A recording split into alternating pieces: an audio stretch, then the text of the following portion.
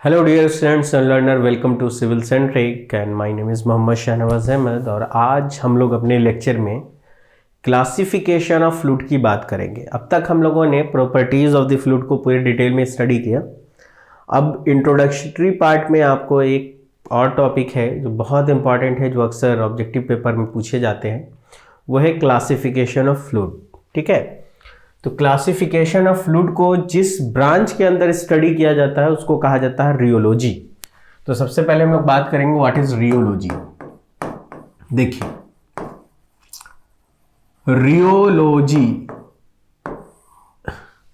Rheology का क्या मतलब है? रियोलॉजी का मतलब it is a branch of science in which we deal और study about the different types of fluid. Simple है, ठीक है। तो आप कह सकते हैं कि it is a branch of science in which we study about the different types of fluid and its behavior। ठीक है, तो अगर आपसे कोई पूछता है कि रियोलॉजी किसको कहते हैं, तो रियोलॉजी में हम लोग basically different types of fluid की स्टडी और उसके बिहेवियर की स्टडी करते हैं। क्लियर है? ठीक है, उसी को हम लोग रियोलॉजी कहते हैं।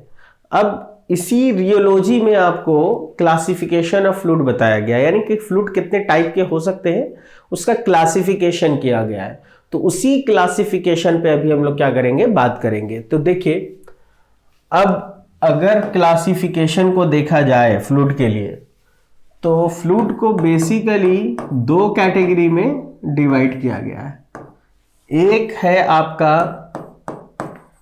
आइडियल फ्लूइड, दूसरा है आपका रियल फ्लूइड।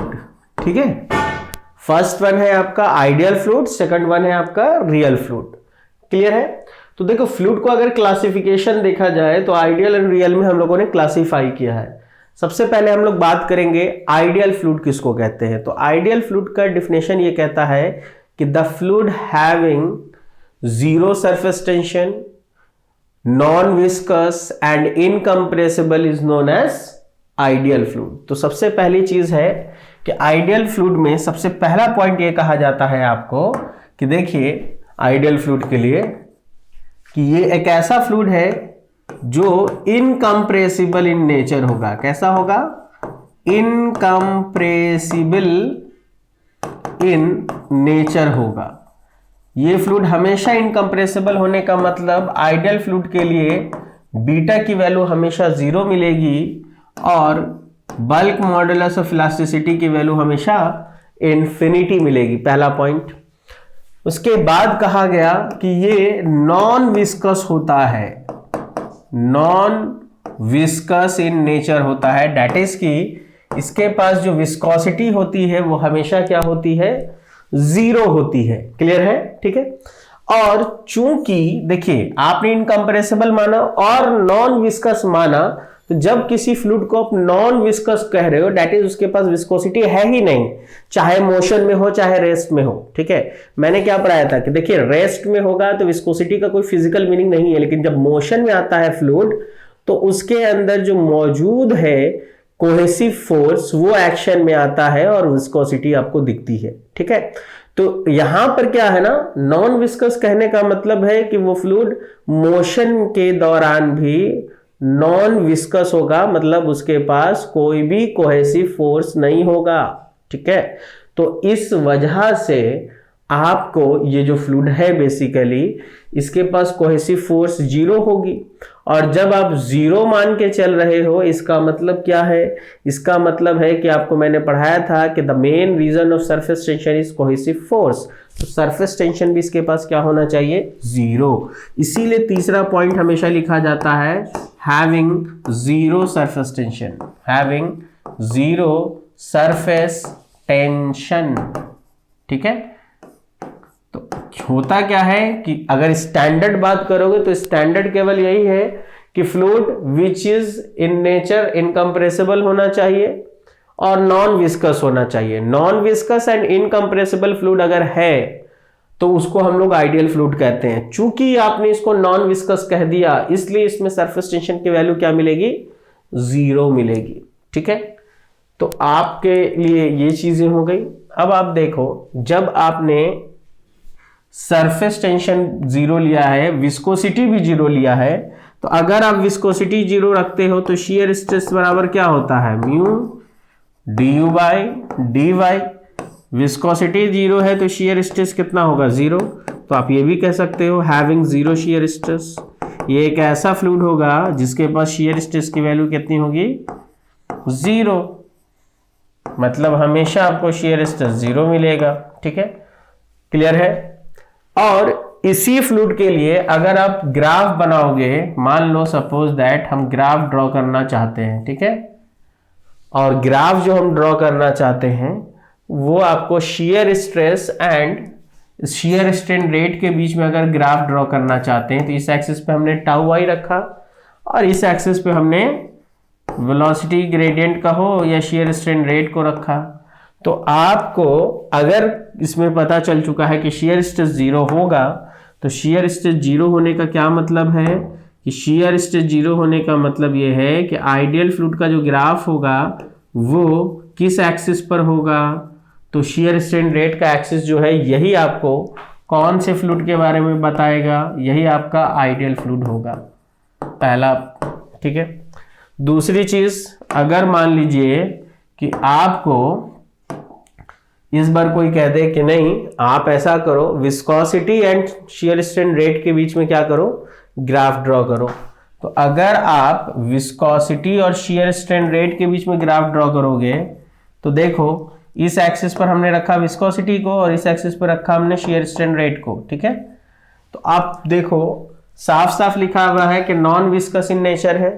तो इस बार फिर से जो ये शियर स्ट्रेन रेट वाला आपको एक्सिस होगा यही आपको किसको दिखाएगा, आइडियल फ्लूइड को। तो आइडियल फ्लूइड को अगर ग्राफिकली कभी आपसे पूछा जाए तो हमेशा याद रखिएगा कि शियर स्ट्रेन रेट का जो एक्सिस होता है वही आइडियल फ्लूइड को क्या करता है, शो करता है। क्लियर है। ठीक है, तो देखिए मैंने अभी कुछ पॉइंट्स लिखे आपको। सबसे पहला पॉइंट बताया आपको कि आइडियल फ्लूइड जो होता है वो हमेशा इनकम्प्रेसिबल इन नेचर होता है और वो हमेशा इनकम्प्रेसिबल इन नेचर है। इसी वजह से देखिए इसमें बीटा की और के की, बीटा की वैल्यू 0 एंड के की वैल्यू कितनी लिखी हमने, इन्फिनिटी।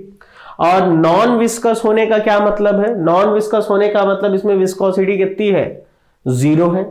ठीक है, और सरफेस टेंशन भी 0 होगा, ऐसा इसलिए क्योंकि नॉन विस्कस है।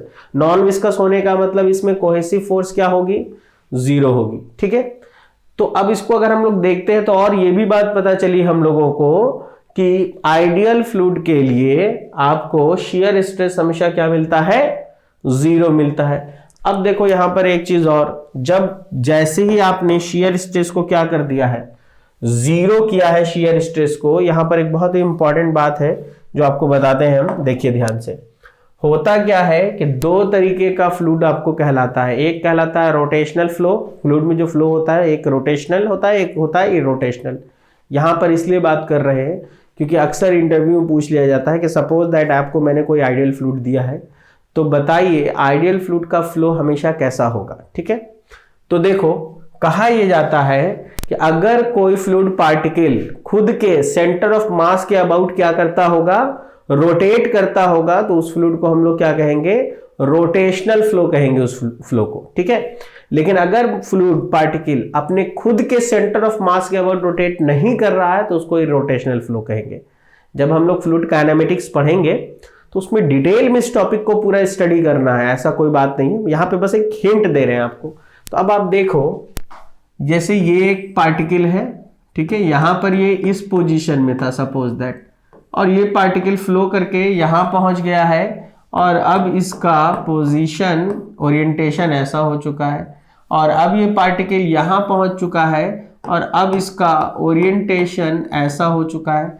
तो आप कहोगे कि सर ये फ्लूइड पार्टिकल जो है जैसे जैसे फ्लो कर रहा है, मोशन कर रहा है, खुद के सेंटर ऑफ मास के अबाउट क्या कर रहा है, रोटेट करते हुए जा रहा है। ठीक है, तो इस तरीके का फ्लो क्या कहलाता है, this is called rotational flow. लेकिन अब आप ये बताओ, ये फ्लो कब पॉसिबल हो सकता है, जब इसके ऊपर कोई ना कोई शियर स्ट्रेस लगता होगा, एक कांस्टेंट शियर स्ट्रेस अप्लाई करता होगा या टेंजेंशियल फोर्स लग रहा होगा, तभी ना ये अपने सेंटर ऑफ मास के अबाउट रोटेट कर रहा है। लेकिन अगर ये नहीं लगता तो कभी भी ये सेंटर ऑफ मास के अबाउट रोटेट नहीं करता। जैसे फॉर एग्जांपल, इसका अगर एग्जांपल लिया जाए तो अर्थ का मोशन कैसा है, रोटेशनल मोशन है। ठीक है, लट्टू को नाचते हुए देखा होगा आपने, वो अपने सेंटर ऑफ मास के अबाउट भी नाचता है, इधर उधर भी जाता है, वो मोशन क्या है, वो भी आपका रोटेशनल मोशन है। ठीक है, तो ये सारे मोशंस जो हैं वो सब रोटेशनल में आते हैं, लेकिन जब मेले में झूला होता है वो रोटेशनल नहीं है, क्योंकि देखिए झूला का ओरिएंटेशन नहीं बदलता है, वो हमेशा इसी तरीके से रोटेट करता रहता है। जैसे कि फॉर एग्जांपल ये है, आपको इसमें आप बैठे हैं, ठीक है, ये यहाँ से घूम के यहाँ आएगा, ओरिएंटेशन अभी भी आपका जो है वो ऐसा ही रहेगा। ये यहाँ से यहाँ आएगा, ओरिएंटेशन अभी भी आपका ऐसा ही है। ठीक है, ये यहाँ से रोटेट करके यहाँ जा रहा है, अभी भी ओरिएंटेशन आपका ऐसा ही है। ठीक है, तो देखो इस तरीके का मोशन जो है ना वो बेसिकली इरोटेशनल है, क्योंकि आपको फ्लूइड पार्टिकल जो है वो खुद के सेंटर ऑफ मास के अबाउट रोटेट नहीं कर रहा है। तो आपको जब भी रोटेशनल फ्लो होगा तो उसके लिए नेसेसरी कंडीशन है कि शियर स्ट्रेस का होना जरूरी है। यहां पर ये खुद के सेंटर ऑफ मास के अबाउट इसलिए नहीं रोटेट कर रहा है क्योंकि इसके ऊपर कोई भी शियर स्ट्रेस नहीं लग रहा है। ठीक है, तो आपको इसीलिए बताया है ताकि आप इस बात को समझ पाएं कि अगला पॉइंट हम ये लिखेंगे कि ideal fluid flow is always irrotational flow, always irrotational flow।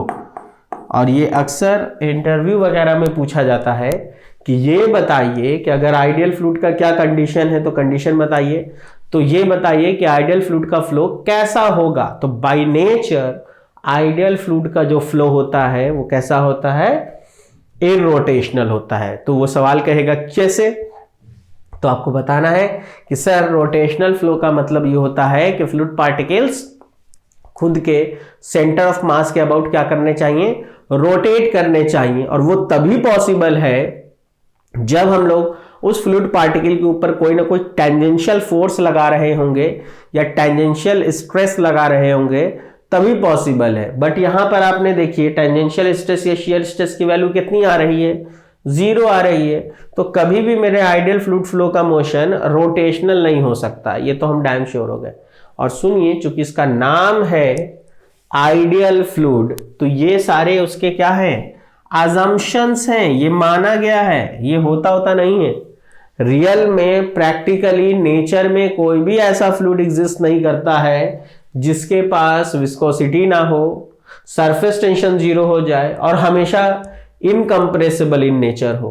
तो चूंकि ऐसा फ्लूइड आपने अज्यूम किया है, माना है, इसलिए इसको हम आइडियल फ्लूइड कहते हैं। और आप याद रखेंगे अगला पॉइंट कि it does not exist in nature.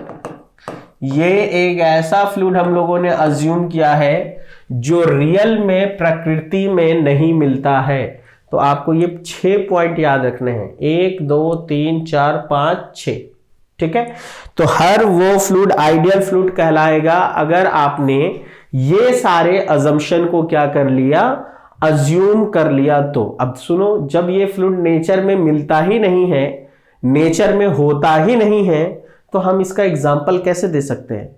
तो अगर कभी आप इंटरव्यू में गए और आपसे कहा जाए कि आइडियल फ्लूइड का एग्जाम्पल बताइए, तो आप कहेंगे कि सर ये होता ही नहीं है नेचर में, तो इसका एग्जाम्पल हम कैसे दे सकते हैं। अक्सर कंफ्यूज हो जाते हैं बच्चे, आइडियल फ्लूइड सुना, बस मुंह से बोल दिया सर एयर वाटर कुछ भी बोल दिया। ऐसा नहीं करना है, ठीक है। जब भी आपको आइडियल फ्लूइड बोला जा रहा है, दैट इज कि सबसे पहला बात दिमाग में आना चाहिए कि इसके लिए अजम्पशन लिया गया है, अज्यूम किया गया है, माना गया है कि ये एक ऐसा फ्लूइड है जो इनकंप्रेसिबल इन नेचर होगा, जिसके पास जीरो विस्कोसिटी होगी, और चूंकि विस्कोसिटी जीरो है तो कोहेसिव फोर्स जीरो होगा, और कोहेसिव फोर्स जीरो होगा तो सरफेस टेंशन की वैल्यू क्या होगी, वो भी जीरो होगी। तो सरफेस टेंशन भी आपका क्या मिल गया, जीरो मिल गया।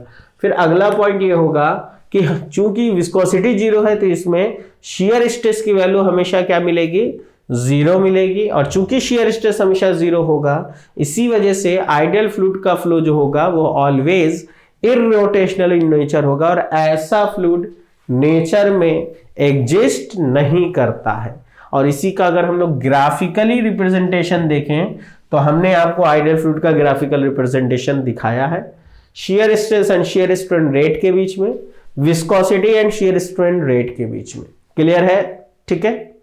तो अब हम लोग इसके थोड़ा आगे चलते हैं और अब हम लोग बात करेंगे कि रियल फ्लूइड किसको कहेंगे, ठीक है। तो याद रखिए, हर वो फ्लूइड जिसके पास ये सारी प्रॉपर्टीज मौजूद होंगी, उस फ्लूइड को हम लोग क्या कहेंगे, रियल फ्लूइड कहेंगे, ठीक है। तो रियल फ्लूइड का डिफिनेशन ये है कि देखिए, अभी जो मैंने इससे पहले बताया वो सबसे बेसिक क्लासिफिकेशन बताया है कि आइडियल फ्लूइड होता है और रियल होता है, ठीक है। रियल जो है वो नेचर में एग्जिस्ट करता है। तो सबसे पहला पॉइंट ये होगा कि इट एग्जिस्ट इन नेचर, ये नेचर में मिलता है, ठीक है। और the fluid which possess properties like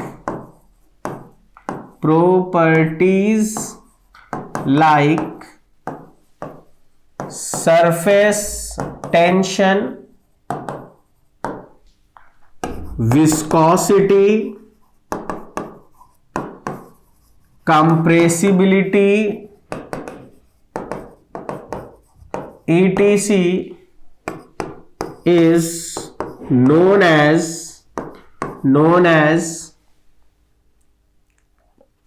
real fluid, ठीक है।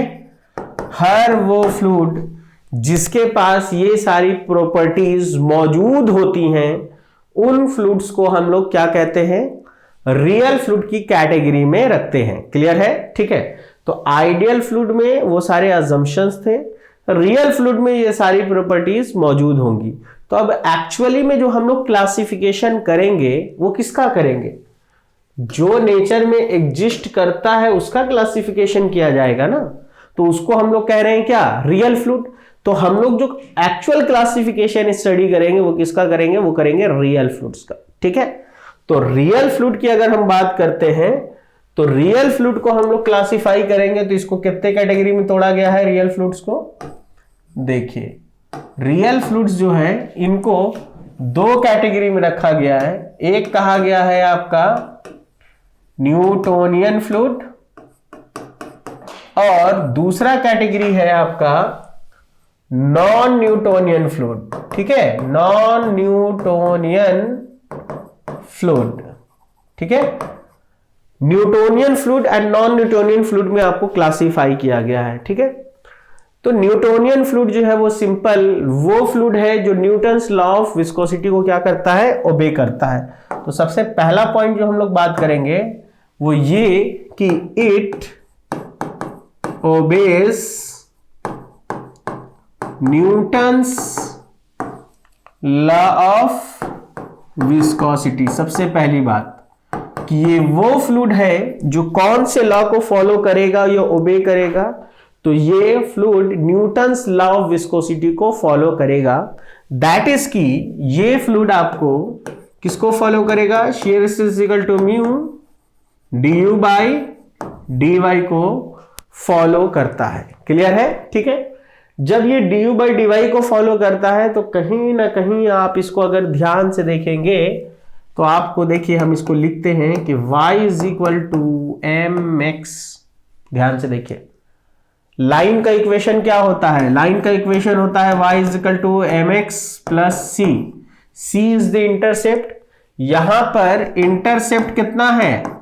0 है। मतलब कि अगर हम इसको ग्राफिकली रिप्रेजेंट करेंगे न्यूटोनियन फ्लूइड को, तो न्यूटोनियन फ्लूइड का जो ग्राफ स्टार्ट होगा वो कहां से होगा? वो होगा 0 से। ठीक है, क्लियर है? दूसरी चीज, ये जो है ग्राफ जो बनेगा, इसमें y एक्सिस पर हम शियर स्ट्रेस को अगर रखते हैं और x एक्सिस पर हम किसको रखते हैं? वेलोसिटी ग्रेडियंट को, तो जो m है यही किसके बराबर है? म्यू के बराबर है। और ये उसका क्या होगा? स्लोप ऑफ ग्राफ होगा। यानी जो भी ग्राफ प्लॉट होगा उसका स्लोप जो होगा वो स्लोप किसकी वैल्यू दे देगा? डायनेमिक विस्कोसिटी की वैल्यू देगा। ठीक है। तीसरी चीज, यहां पर आप देखिए इन दोनों के बीच में रिलेशन देखिए, shear stress and shear strain rate के बीच में रिलेशन देखिए। पावर है 1, इसका मतलब क्या है कि it shows linear relationship between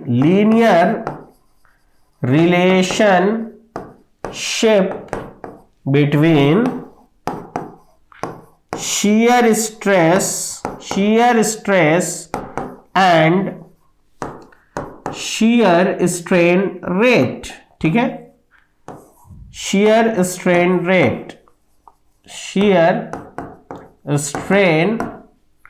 rate। तो हम लोगों को जो दूसरा पॉइंट पता चला वो ये कि चूंकि पावर 1 है, इसलिए ये जो भी फ्लूइड होगा उसमें शियर स्ट्रेस का और शियर स्ट्रेन रेट का कैसा रिलेशन होगा? लीनियर रिलेशनशिप होगा। ठीक है, तो इसीलिए मैंने लिखा कि it shows linear relationship between shear stress and shear strain rate. Clear है? तो देखो, न्यूटोनियन फ्लूइड का सबसे पहला पॉइंट और सबसे इंपॉर्टेंट, और वो तो सबको याद भी रहना है, वो फ्लूइड जो किसको फॉलो कर जाए? न्यूटन्स लॉ ऑफ विस्कोसिटी को, उसी का नाम क्या है? Newtonian fluid. सिंपल है। तो आपको न्यूटन्स लॉ ऑफ विस्कोसिटी क्या है? तो tau is equal to mu D U by D Y. ठीक है, अगर इसको लाइन के इक्वेशन पे सेट करें हम लोग तो y is equal to M x plus c होता है। ये लाइन का इक्वेशन है, तो आपको c0 हो गया। अब आप देखिए M X, y is equal to M X, ये लाइन का इक्वेशन हुआ ना जिसका इंटरसेप्ट 0 है। तो इसलिए ये कैसा रिलेशनशिप शो करेगा? ये लीनियर रिलेशनशिप शो करेगा। तो जब भी आपको ऑब्जेक्टिव में पूछेगा तो इसी तरीके से पूछता है कि बताइए कि शियर स्ट्रेस और शियर स्ट्रेन रेट के बीच में कैसा रिलेशनशिप होगा न्यूटोनियन फ्लूइड में? कैसा होगा? लीनियर रिलेशनशिप होगा। कैसे पता चला? वो हम लोगों को ऐसे पता चला। क्लियर है? ठीक है। और क्या इससे हम बोल सकते हैं? इस पूरे को देख करके हम और क्या बोल सकते हैं? और हम ये बोल सकते हैं कि इसका अगर हम ग्राफ प्लॉट करते हैं तो ग्राफ जब प्लॉट करेंगे तो होगा क्या? जो भी ग्राफ बनेगा उस ग्राफ का जो स्लोप आएगा वो स्लोप क्या देगा? विस्कोसिटी की वैल्यू देगी। और स्लोप तो हमेशा क्या रहेगा? कांस्टेंट रहेगा। ठीक है? ठीक है, क्लियर है? तो इसका मतलब क्या हुआ? इसका मतलब ये हुआ कि देखो, अगर इसको हम ग्राफिकली देखना चाहते हैं, अभी नॉन न्यूटोनियन की बात नहीं कर रहे, बस ये ब्रीफ। तो देखिए, इस एक्सिस पे हमने दिखाया किसको? शियर स्ट्रेस को, और इस एक्सिस पे हमने किसको दिखाया? शियर स्ट्रेन रेट, या आप वेलोसिटी ग्रेडियंट कह दीजिए। ठीक है, क्लियर है? इस एक्सिस पर और इस एक्सिस पर। अब दोनों के बीच में जब ग्राफ प्लॉट करेंगे तो अभी हमने सीखा है कि ग्राफ कैसा होगा? लीनियर होगा। हमने एक लीनियर ग्राफ बना दिया। ठीक है, ये ग्राफ किसका है? यही आपका कौन सा फ्लूइड? न्यूटोनियन फ्लूइड है। ठीक है, और न्यूटोनियन फ्लूइड में इसकी जो स्लोप होगी, इस की जो स्लोप आएगी, इस लाइन की स्लोप, जिसको हम लोग क्या कहेंगे? Tan theta. ठीक है, तो अगर टैन थीटा हम लोग निकाल लेंगे तो वो किसके बराबर होगा? डायनेमिक विस्कोसिटी के बराबर होगा, और वो हमेशा क्या रहेगा?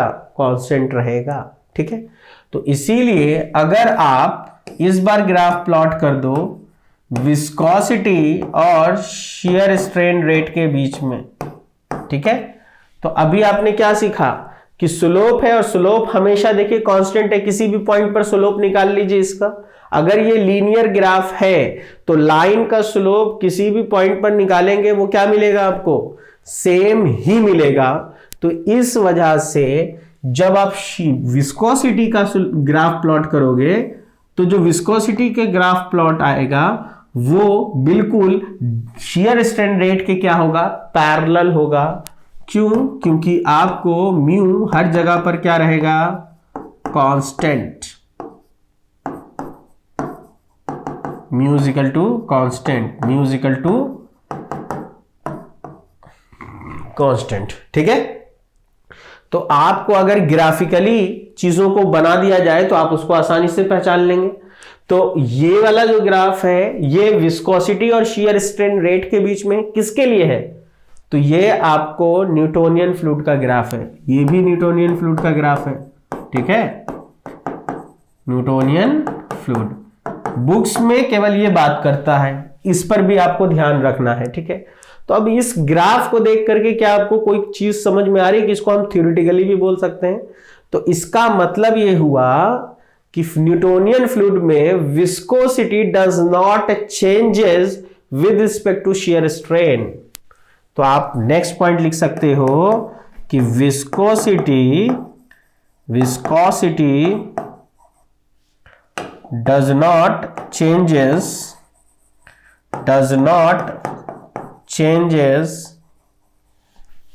with respect to shear strain rate।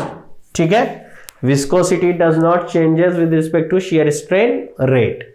तो जब भी आपसे कभी न्यूटोनियन फ्लूइड की बात की जाए तो न्यूटोनियन फ्लूइड का मतलब क्या होता है, न्यूटोनियन फ्लूइड का मतलब होता है कि ये न्यूटन्स लॉ ऑफ विस्कोसिटी को क्या करेगा, फॉलो करेगा। पहली चीज वो क्या है वो आपको पता है, उसी को देख करके हम लोगों को पता चला कि ये लीनियर रिलेशनशिप क्या करेगा, शो करेगा किसके किसके बीच में, shear stress and shear strain rate के बीच में। क्लियर है। और जब इसको हम लोगों ने ग्राफिकली प्लॉट किया तो ग्राफिकली प्लॉट करने के बाद हम लोगों को पता चला कि विस्कोसिटी शियर स्ट्रेन रेट के साथ चेंज नहीं करता है, यही तो है वो ग्राफ। क्लियर है। और आपको बता दे ये वो फ्लूइड है जो नेचर में रियल में एग्जिस्ट करता है, जैसे वाटर। ठीक है, आप देखिए वाटर में जितना ज्यादा शियर लगाओगे उतना ज्यादा फ्लो या डिफॉर्मेशन बढ़ता चला जाएगा। ठीक है, जैसे मिल्क नहीं होगा, जैसे वाटर के बाद अगर आप ले लो तो पेट्रोल ले लो, डीजल ले लो, केरोसिन ले लो, एयर ले लो। जनरली ये जितने भी फ्लूइड्स हैं ये सारे के सारे फ्लूइड क्या है, एग्जाम्पल ऑफ न्यूटोनियन फ्लूइड है। तो अगर आप एग्जाम्पल लिखना चाहते हो इसके लिए तो न्यूटोनियन फ्लूइड के एग्जाम्पल में आप लिख सकते हो water, air, petrol, diesel, kerosene. ठीक है, इस तरीके से आप कह सकते हो। ठीक है, क्लियर है। तो बेसिकली आपको ये सारे ETC ये सब एग्जाम्पल ऑफ क्या है आपका न्यूटोनियन फ्लूइड है। तो अब तक मैंने जो बात किया यहां पर वो केवल सिर्फ किसकी बात की, न्यूटोनियन फ्लूइड की बात की है। तो जनरली इसको जो भी फॉलो करता है वो न्यूटोनियन फ्लूइड कहलाता है। ठीक है, इसके बाद जो आपका दूसरा फ्लूइड आता है वो कहलाता है आपका नॉन न्यूटोनियन फ्लूइड, और इसी को हम लोग डिटेल में बात करेंगे। क्योंकि देखो न्यूटोनियन साहब को फॉलो करने वाले जो फ्लूइड है वो कुछ है, बाकी ज्यादातर जो फ्लूइड है वो किस कैटेगरी में आते हैं, वो आते हैं नॉन न्यूटोनियन फ्लूइड की कैटेगरी में। ठीक है, तो सबसे पहले अगर कोई पूछे कि नॉन न्यूटोनियन फ्लूइड किसको कहेंगे, तो ये तो सब लोग बोलते हैं कि it does not obeys Newton's law of viscosity, Newton's law of viscosity. तो ये तो सबको पता है कि ये न्यूटन्स लॉ ऑफ विस्कोसिटी को ओबे नहीं करता है। तो सवाल उठता है ये किसको ओबे करता है, तो दूसरा पॉइंट याद रखेंगे कि it obeys powers law of viscosity. ठीक है, ये पावर्स लॉ ऑफ विस्कोसिटी को फॉलो करता है। और पावर्स लॉ ऑफ विस्कोसिटी क्या होता है, shear stress is equal to K du by D Y to the power n plus tau Y. ठीक है, तो आपको ये जो हमने लिखा है this is known as powers law of viscosity.